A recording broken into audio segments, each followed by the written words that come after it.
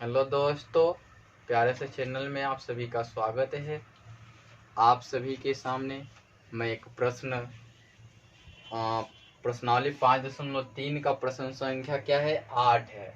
देखिए प्रश्न संख्या 8 में क्या दिया हुआ, पीपीटी लगा हुआ है, मैं एक बार बता दूं। दिया हुआ है कि एपी के प्रथम 51 पदों का योग निकाले, यानी कि नंबर ऑफ टर्म्स दिया हुआ है 51 और उसका 51 दिया हुआ है, तो उसका समेशन निकालना है, जिसके दूसरे और तीसरे पद क्रमशः 14 और 18 हैं। 8 नंबर हल दिया है।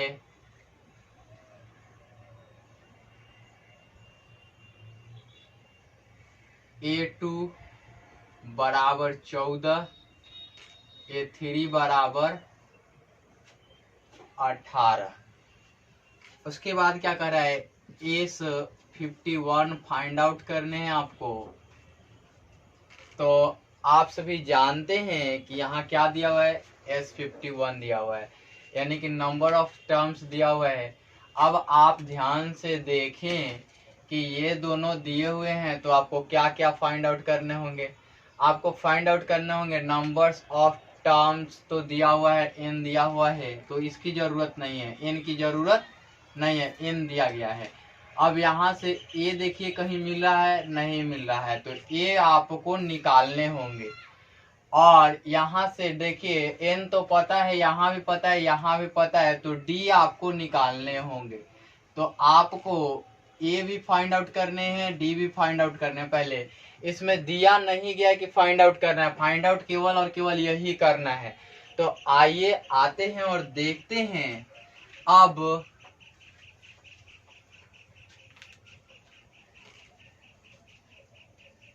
चूंकि A2 बराबर 14 है ना।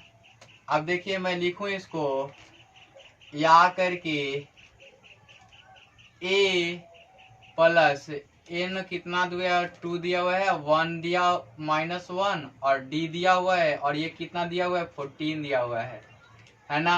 n का मान क्या है, यहाँ 2 है। यहाँ a n मीन्स होता है, तो मैं आपको बताऊंगा क्यों ऐसा लिखा गया। बराबर d इज इक्वल टू 14, चूंकि A N is equal to A plus n -1 into D है ना, इंटू डी रहा। अब आप देख सकते हैं कि इसलिए क्या आएंगे, a plus D is equal to 14, इसको इक्वेशंस 1 मान लें। अब आते हैं, चूंकि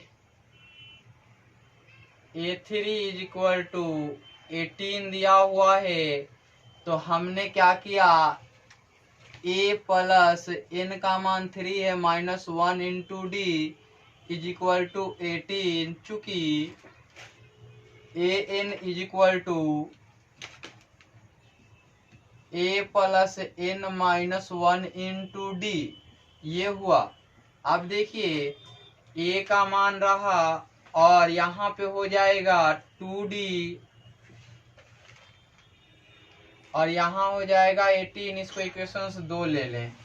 अब ध्यान से देखिए कि वेरी वैल्यू कौन है, यहाँ 2d है और ये d है, तो घटाएंगे तो d मिलेगा। तो हम समीकरण 1 से नहीं, समीकरण 2 से 1 को घटाते हैं।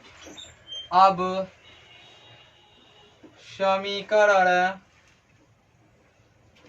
2 घटाओ 1, ऐसा हमने क्यों किया, 1 घटाओ 2 क्यों नहीं किया, क्योंकि यहाँ भी निगेटिव आते, यहाँ भी निगेटिव आते, तो एक स्टेप काटना पड़ता। हम काटने से बचने के लिए ऐसा कर रहे हैं। आपको मैं बताऊं कि ये चीजें आप भी कर सकते हो। अब मैं यहाँ लिख दूं कि a plus 2d is equal to 18, a plus d is equal to 14। अब यहाँ से मैं साइन चेंज कर दूं तो ये वाले पार्ट हो जाएंगे। अब यहाँ से a से a कैंसिल आउट, इसलिए डायरेक्ट मिल रहा है d इज इक्वल टू, इसलिए हमने लिखा।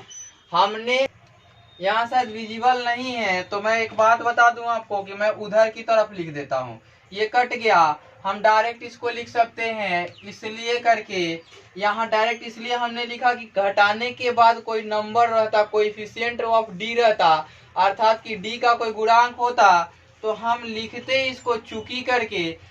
यहाँ पे गुणांक 1 है इसलिए चूकी करके नहीं लिखेंगे और डायरेक्ट लिखेंगे d इज इक्वल टू 4। ये चेंज होगा, सब्ट्रैक्ट करेंगे 4 आ गया, d4 आ गया।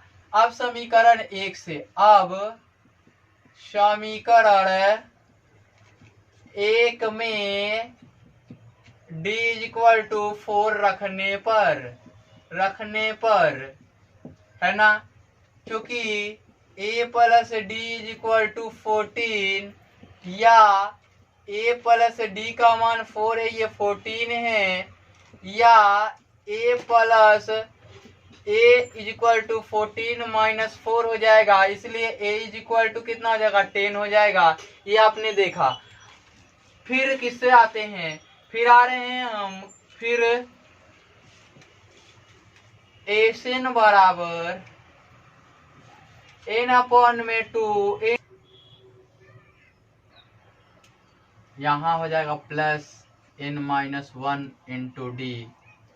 अब ध्यान से देखिए S51 यानी कि n के प्लेस पे क्या हुआ 51 हुआ, तो आपको मैं बता दूं कि 51 रखेंगे यहाँ और अपॉन में 2 कर लेंगे और 2 का रहा 2 और a का मान 10 है, प्लस ये 51 माइनस 1 और d का मान कितना आया था आपका 4 आया था। इतना कर लोगे आप।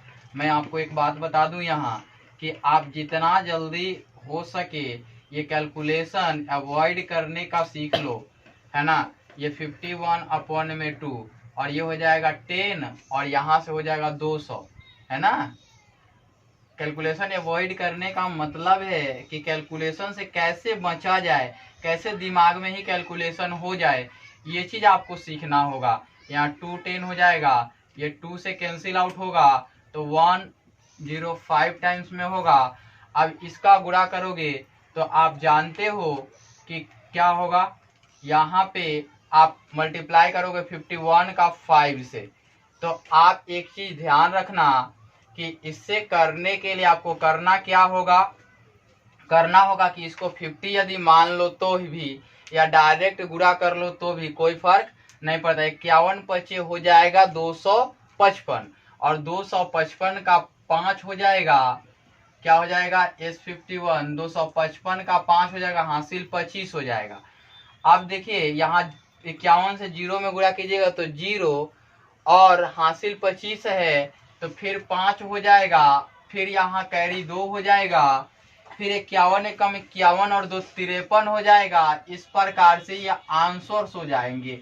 आपने देखा मैंने कैलकुलेशन अवॉइड करने का कहा तो आपके दिमाग में सीधे से आना चाहिए, ये जो होगा 505 5 2, चूंकि ये 5 से गुणा करेंगे तो ये 5 पचे 25 हो जाएगा, ये हो जाएगा एक 0 हो जाएगा। फिर एक बार 105 इसमें ऐड कर देना होगा। डायरेक्ट दिमाग में आना चाहिए आपके कि ये 52 50 होगा और ये 105 होगा, डायरेक्ट निकल जाएगा 53 55 हो जाएगा। आपने देखा 53 55। ये कैलकुलेशन अवॉइड करने का तरीका है कि डायरेक्ट दिमाग में ही कर लो गुणा आप, है ना। मैं वो चीज इसलिए कहता हूँ कि आप आगे जाओगे तो आपको जरूरत पड़ेगी, चाहे जिस क्लास में जाओ, एकेडमी पढ़ो तो भी, कॉम्पिटिटिव पढ़ो तो भी। इस वीडियो में इतना ही। उम्मीद करता हूँ कि आप सभी को समझ में आ गया होगा।